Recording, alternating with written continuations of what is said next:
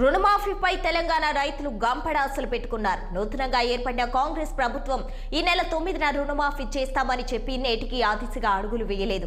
అయితే సీఎం రేవంత్ రెడ్డి పథక అమలు కోసం నిధుల సమీకరణలో తలా మునకలై ఉన్నట్లు తెలుస్తుంది.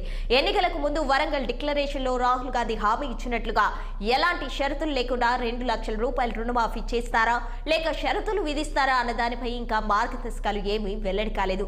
కాంగ్రెస్ పార్టీ ఎన్నికలకు ముందు హామీలు ఇచ్చిన రుణమాఫీ, రైతు బంధు వంటి పథకాల అమలు ఇప్పుడు ప్రభుత్వం ముందు ఉన్న ప్రధాన సవాల్గా మారింది. ఇక ఇదే అంశంపై మరింత సమాచారం మా పొలిటికల్ బ్యూరో చీఫ్ రామ్ అందిస్తారు. అమలు చేస్తానన్న రుణమాఫీపై రైతులు గంపెడాశలు పెట్టుకున్నారు. ప్రభుత్వం ఎప్పుడు రుణమాఫీపై సంతకం పెడుతుందని చెప్పి గ్రామాల్లో రైతులు గంపెడాశలు పెట్టుకొని ఎదురు చూస్తున్నారు. కానీ నిధుల లేమితో ప్రభుత్వం మాత్రం ఇంకా ఆలస్యం చేస్తుంది. దీనిపై రైతుల ఆశలు అడియాశలు అవుతాయా? నిజంగానే రైతులు కన్న కలలు నిజమవుతాయా? కాంగ్రెస్ పార్టీ అధికారంలోకి వస్తే రాష్ట్రంలోని రైతులకు 2 లక్షల రూపాయల వరకు రుణమాఫీ వెంటనే చేస్తామని చెప్పి కాంగ్రెస్ ఎన్నికల్లో హామీ ఇచ్చింది. అయితే ఈ హామీపై ఇంకా స్పష్టత రాకపోవడంతో నిధుల లేమితో కాంగ్రెస్ పార్టీ నిధుల సమీకరణ కోసం కసరత్తు చేస్తూ ఉంది. ఈ నెల 7వ తేదీన ముఖ్యమంత్రిగా బాధ్యతలు చేపట్టిన ముఖ్యమంత్రి రేవంత్ రెడ్డి రైతు రుణమాఫీ ఎలా చేయాలన్న దానిపై పెద్ద కసరత్తు చేస్తున్నారు. ఏదేమైనా రైతు రుణమాఫీ మాత్రం ప్రభుత్వానికి పెద్ద సవాల్ అని చెప్పి అనుకోవాలి. గత ప్రభుత్వ తప్పిదాల వల్ల ఇప్పుడు రైతుల అప్పు కుప్పలైపోయిందని చెప్పి కాంగ్రెస్ పార్టీ మండిపడతా ఉంది. ప్రస్తుతం మనం రాష్ట్ర సచివాలయం దగ్గర ఉన్నాము. సచివాలయంలో ఇప్పటికే ముఖ్యమంత్రి రేవంత్ రెడ్డి ఇప్పుడు కేబినెట్ సమావేశం కూడా ఏర్పాటు చేశారు. మొదటి రోజు ప్రమాణ స్వీకారం చేసిన మొదటి రోజే రాష్ట్ర ఆర్థిక పరిస్థితి ఏంటి, రాష్ట్రంలో ఏ విధమైన ఆర్థిక పరిస్థితులు నెలకొన్నాయి, ఉన్న అప్పు ఎంత, తెచ్చిన నిధులేంటి అనే దానిపైన ఆర్థిక శాఖ అధికారులతో పాటు కొంతమంది నిపుణులతో కూడా ముఖ్యమంత్రి రేవంత్ రెడ్డి మనం అడిగి తెలుసుకున్నారు. ఇప్పటికే రాష్ట్ర కేబినెట్ సమావేశంలో కూడా దీనిపై కూలంకుషంగా చర్చించారు. అయితే కాంగ్రెస్ పార్టీ ఏదైతే ఎన్నికలకు ముందు 100 రోజుల్లో 6 గ్యారంటీలు అమలు చేస్తామన్న దాంట్లో ఇది ఒక ముఖ్యమైన అంశమని కూడా చెప్పనుకోవాలి. ముఖ్యంగా వరంగల్ రైతు డిక్లరేషన్ పేరుతో రాహుల్ గాంధీ అధికారంలోకి వచ్చిన వెంటనే 2 లక్షల రూపాయల రుణమాఫీ చేస్తామని చెప్పి రైతులకు హామీ ఇచ్చారు. ఆ దిశగా కాంగ్రెస్ పార్టీకి ఓట్లేసి గెలిపించాలని కూడా హామీ ఇవ్వడం జరిగింది. ఈ విధంగా రైతుల సమస్యలు పరిష్కరించేందుకు కూడా కాంగ్రెస్ పార్టీ పనిచేస్తుంది. గతంలో కూడా కాంగ్రెస్ పార్టీ రైతులకు రుణమాఫీ చేసిందని కూడా రాహుల్ గాంధీ చెప్పాడు. ఈ దిశగా ప్రభుత్వం అడుగులు వేస్తుందా లేకుండా ఇంకా ఆలస్యమయ్యే పరిస్థితి ఉందా? ఇప్పటికే రైతు బంధు అధికారంలోకి వచ్చిన వెంటనే డిసెంబర్ 9వ తేదీనే సోనియా గాంధీ పుట్టినరోజు కారణంగా రైతు బంధు నిధులు జమ చేస్తామని చెప్పిన ప్రభుత్వం ఇంకా ఎకరం లోపు మాత్రమే రైతు బంధు నిధుల విడుదల జరుగుతూ ఉంది. 2 లక్షల మంది రైతులకి దాదాపు 40,000 కోట్ల రూపాయలు అప్పు ప్రభుత్వం బ్యాంకులకు కట్టాల్సి ఉంది.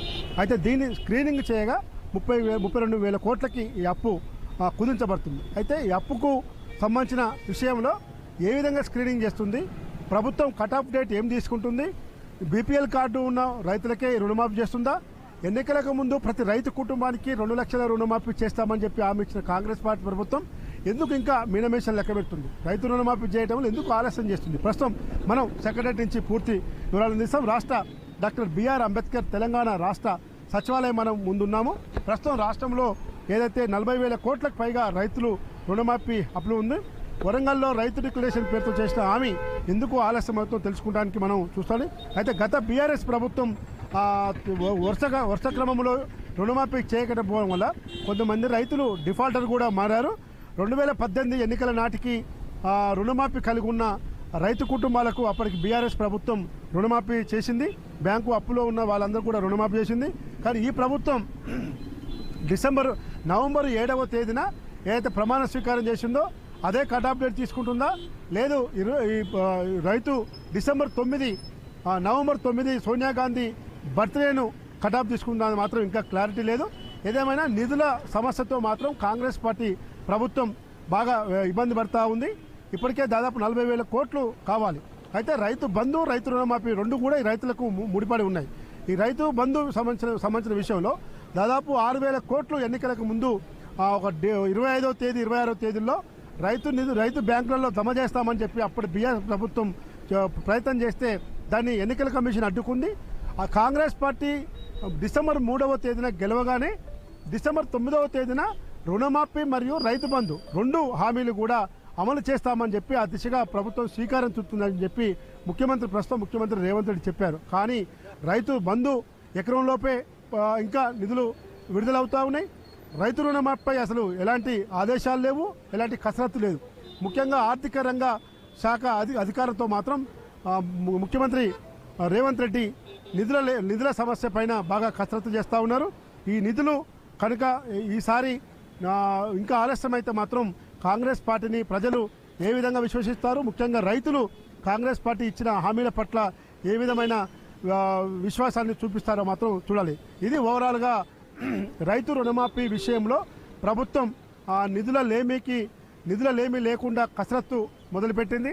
ఈ నిధుల కసరత్తు జమైన తర్వాతనే అప్పు రైతులు బ్యాంకులో తీసుకున్న అప్పుపై సంతకం చేస్తారా, లేదు బ్యాంకులకు ప్రభుత్వం గ్యారంటీలు ఇచ్చి ఆ రుణమాఫీ అమలు చేస్తారని మాత్రం వేచి చూడాలి. కెమెరామెన్ సంతోష్తో రాములు, 6 టీవీ న్యూస్, తెలంగాణ సచివాలయం నుంచి.